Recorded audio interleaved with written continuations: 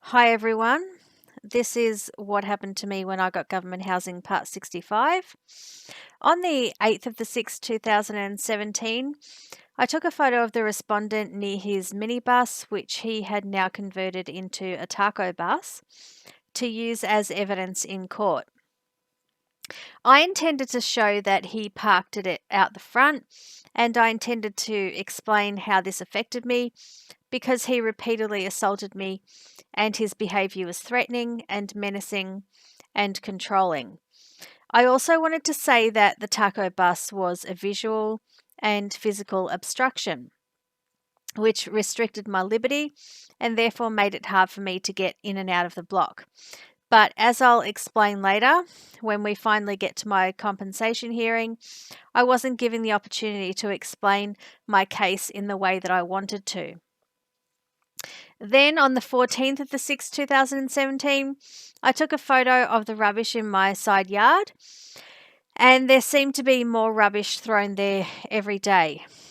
And I went outside to the laundry to look at my empty washing machine space, and I saw that other people had been using that space to store their own things.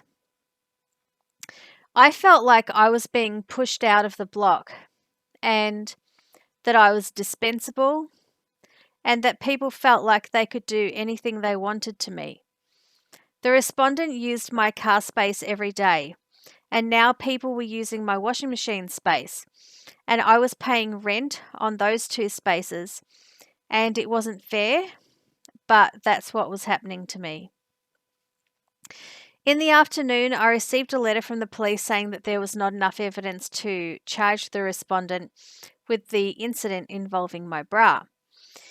This was really hurtful for me, and the main reason that I wanted to get him charged was so I could make a claim for compensation so I could get myself a new bra.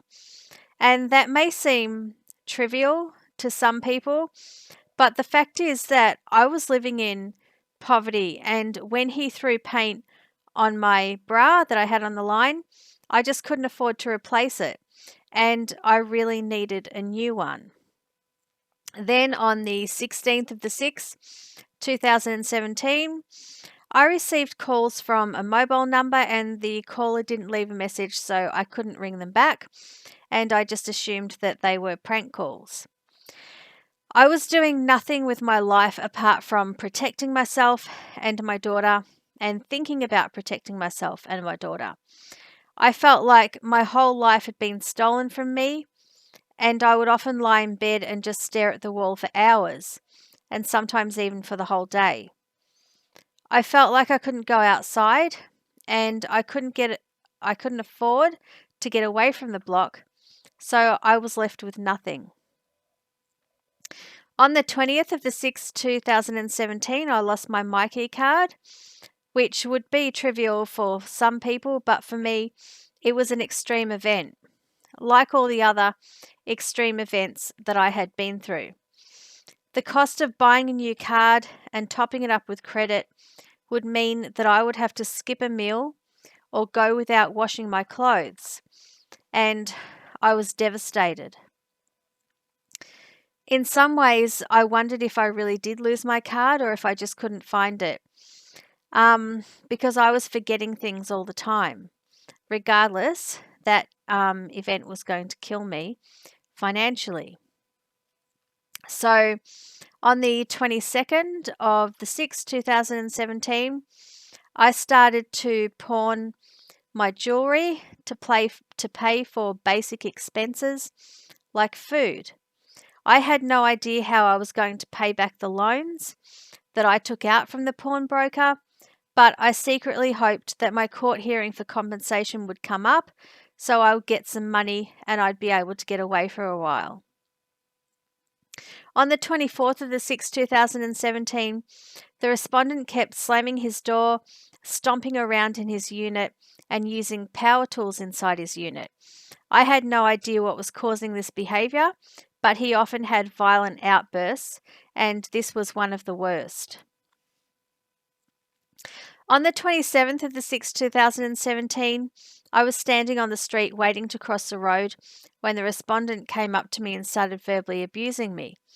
I didn't see him, and I don't know how he came up to me without me seeing him, but I kept quiet because I knew that if I did say anything that the police would have charged me.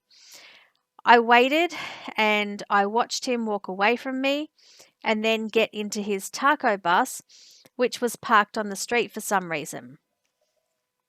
Then I walked across the road, and because I had him in sight and I felt fairly safe, I took a photo of the taco bus on the street to keep as evidence for when I went to court, as I intended to use that incident as evidence of him stalking me and verbally abusing me.